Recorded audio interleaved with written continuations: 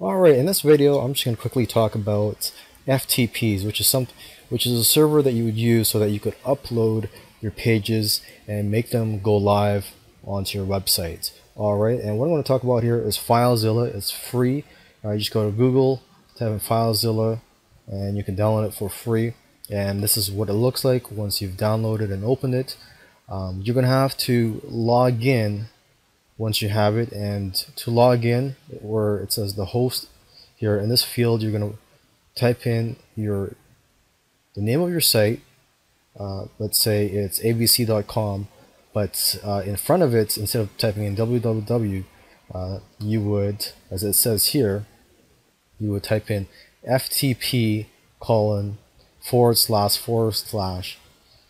abc.com. Okay, and then your username and your password, and this is username and password that you created when you open up your hosting account.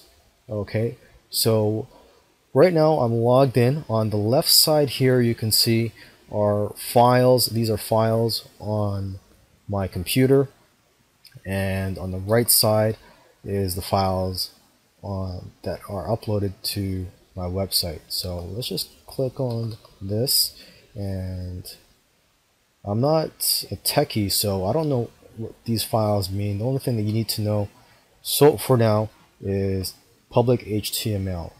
Okay, and that's where you would upload all your files.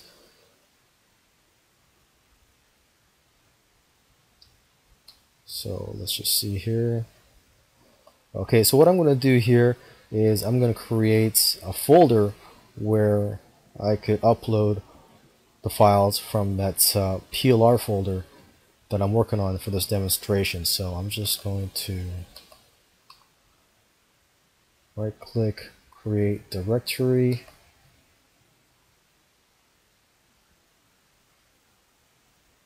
and I'm just going to name the folder test demo PLR.